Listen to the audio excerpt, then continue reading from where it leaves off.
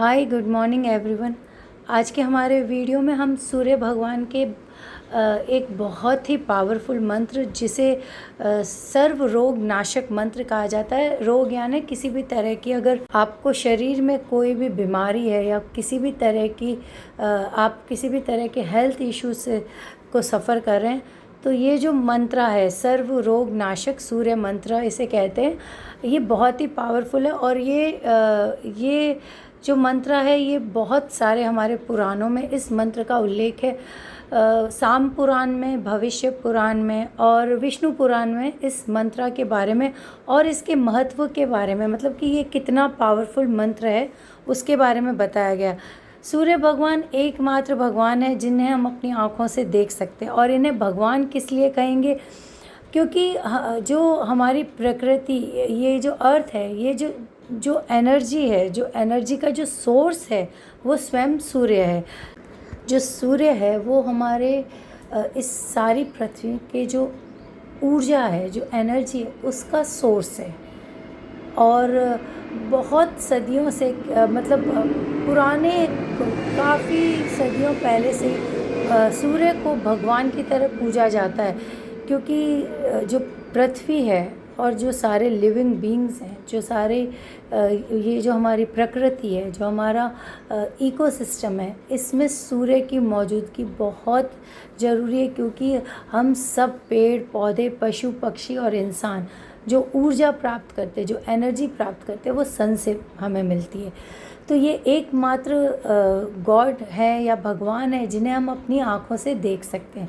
तो जब हम सूर्य भगवान के किसी मंत्रा की चांटिंग करते हैं तो हम उन्हें देखकर चांट करते हैं, तो जो उसका जो हमें रिज़ल्ट मिलता है वो बहुत जल्दी मिलता है।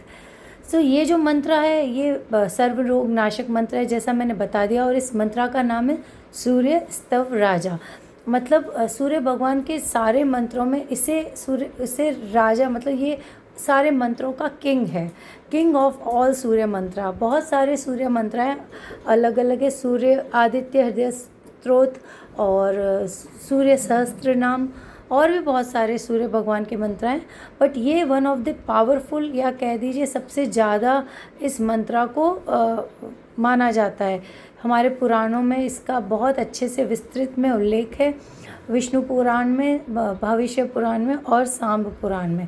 और ये जो मंत्र है इसके साथ एक स्टोरी जुड़ी हुई है। मैं आपको शॉर्ट में वो स्टोरी बताना चाहूँगी, शेयर करना चाहूँगी, क्योंकि ये उस मंत्र की फलश्रुति भी हो जाएगी। क्योंकि आपको इस स्टोरी से ये पता चल जाएगा कि इस मंत्रा के विजिबल रिजल्ट्स भी हैं।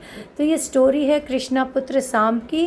जो जामवती और कृष्ण के पुत्र थे वो बहुत ही खूबसूरत थे और मतलब अट्रैक्टिव थे तब, लेकिन वो उनको अपने इस खूबसूरती पे बहुत ज़्यादा घमंड भी था।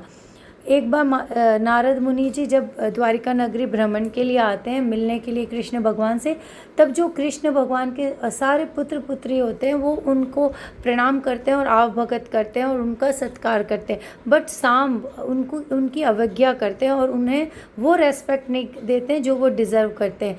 क्योंकि सांब अपनी खूबसूरती के घमंड में रहते हैं और नारद मुनि जी को उनका ये व्यवहार ना बिल्कुल अच्छा नहीं लगता है। तब वो सोचते हैं कि मुझे इस सांब को सबक सिखाना होगा, मतलब वो मन में ऐसा सोचते हैं। और जब वो नेक्स्ट टाइम एक बार फिर से जब द्वारिका नगरी आते हैं तब वो सांब को बोलते हैं, उस वक्त जब वो कृष्ण भगवान से मिलते हैं तब कृष्ण भगवान उनका वो मनोरंजन का टाइम होता है, अपनी रानियों के साथ वो एकांत में होते हैं किसी उद्यान में। और उस वक्त वो किसी से मिलना नहीं चाहते हैं। बट नारद मुनि जो है वो जाकर सांब को कहते हैं कि तुम्हारे पिता तुम्हें इसी वक्त उद्यान में बुला रहे हैं। सांब अपने पिता से मिलने जाते हैं क्योंकि वो नहीं चाहते हैं कि वो किसी भी तरीके से अपनी पिता की आज्ञा का उल्लंघन करें। और जब वो वहाँ पहुँचते हैं तो कृष्ण भगवान उन्हें उद्यान में आया देखकर बहुत क्रोधित हो जाते हैं और वो क्रोधवश आकर उन्हें श्राप दे देते हैं सांब को। वो उन्हें लेप्रोसी यानी कुष्ठ रोग जो होता है उसका श्राप दे देते हैं। अब शाम वहाँ से चले जाते हैं और इस कुष्ठ रोग से शाम को बहुत परेशानी होने लगती है और उन्हें इस पीड़ा की वजह से वो अपने पिता के पास जाते हैं और बोलते हैं कि आपने जो मुझे श्राप दिया है पिताजी, उससे मुझे बहुत पीड़ा हो रही है और इसमें मेरी कोई गलती नहीं थी। मैं नारद मुनि जी के कहने पर आपके पास उद्यान में आया था। मैं आपकी आज्ञा का उल्लंघन नहीं करना चाहता था, इसलिए मैं आपसे मिलने उद्यान में आया था। कृष्ण भगवान को जब ये बात पता चलती है तो उन्हें अपने क्रोध पर बहुत ही दुख होता है कि फिर वो शाम को कहते हैं कि अगर तुम अपने कुष्ठ रोग से मुक्ति चाहते हो तो तुम भगवान सूर्य है, जो सूर्य भगवान है, वही हमें जो स्वस्थ शरीर है, निरोगी काया देते हैं, तो तुम उनकी उपासना करो। अगर वो प्रसन्न हो गए तो वो तुम्हें इस रोग से मुक्त कर देंगे। इस तरीके से शाम ने सूर्य भगवान की उपासना शुरू की और उनकी तपस्या से प्रसन्न होकर सूर्य भगवान ने उनको स्वयं ये जो सूर्य स्तव राजा मंत्र है ये दिया था और शाम से कहा था कि तुम सूर्य सहस्त्र नाम, जो सूर्य के 1000 नाम है, उनकी चांटिंग ना करके मेरे जो प्रिय और जो कल्याणकारी 21 नाम है उनसे बना ये जो मंत्र है स्तव राजा, इसकी चांटिंग करो। और इस तरीके से शाम को स्वयं सूर्य भगवान ने ये मंत्र दिया था और शाम ने इस मंत्र को जब चांट किया तो उनका जो कुष्ठ रोग था वो पूरी तरीके से ठीक हो गया और वो पहले से भी ज़्यादा स्वस्थ और सुंदर हो गए।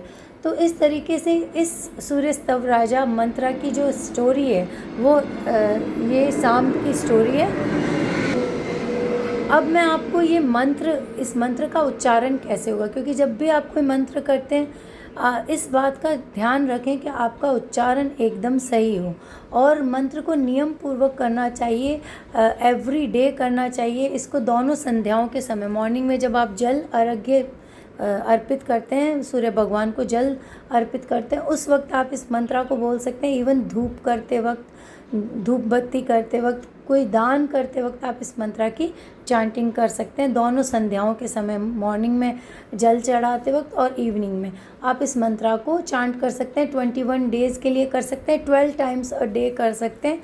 अगर आपकी कोई डिजीज़ या कोई ऐसी चीज़ है जिससे आप ठीक करना चाहते हैं तो आप 12 बार एवरी डे इस मंत्र को चांट कर सकते हैं।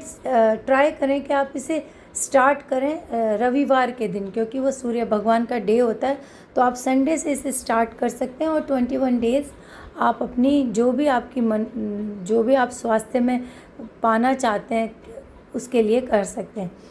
तो ये जो मंत्र है ये सूर्य भगवान के 21 नेम्स हैं इसमें और बहुत ही कल्याणकारी नाम है। आपसे अगर मंत्र का उच्चारण ना हो तो आप 21 नेम्स को चांट कर सकते हैं।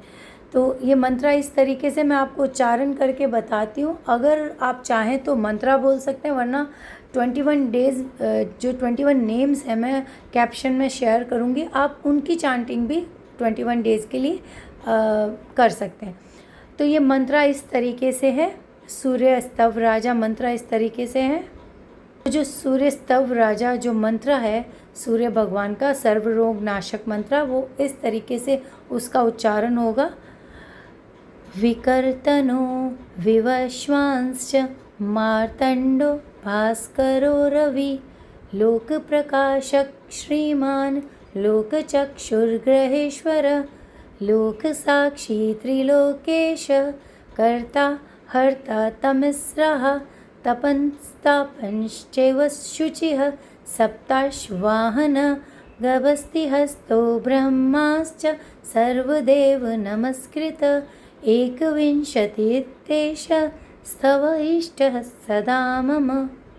ओम। तो ये जो मंत्र है इसमें इस तरीके से आप इसकी चांटिंग कर सकते हैं। अब मैं आपसे वो कल्याणकारी 21 नाम जो इस मंत्र में जिनका उल्लेख है, जो सूर्य भगवान को बहुत प्रिय है, वो बताती हूँ। अगर आप मंत्र ना चांट कर सके तो आप इन 21 नामों को भी चांटिंग कर सकते हैं। तो वो 21 नाम इस तरीके से हैं। विकर्तन, विवस्वान, मार्तंड, भास्कर, रवि, लोक प्रकाशक, श्रीमान, लोक चक्षु, ग्रहेश्वर, लोक साक्षी, त्रिलोकेश, कर्ता, हर्ता, तमिस्रा, तपन, तापन शुचि सप्ताश्वाहन गवस्त्यहस्त ब्रह्मा सर्वदेव। तो ये सूर्य स्तव राजा मंत्रा था और बहुत ही पावरफुल मंत्र है। अगर आप किसी भी हेल्थ इशू से या आप स्किन रिलेटेड किसी एलर्जी को सफ़र कर रहे हैं, आप इस मंत्रा की चैंटिंग कीजिए, डेफिनेटली आपको पॉजिटिव रिज़ल्ट बहुत जल्दी मिलते हैं। साथ में आप अपनी मेडिसिन कंटिन्यू रखिए, लेकिन इस मंत्रा की चैंटिंग भी कीजिए। So that's all for today. Thanks for watching me. Thank you so much. Have a good day. Bye.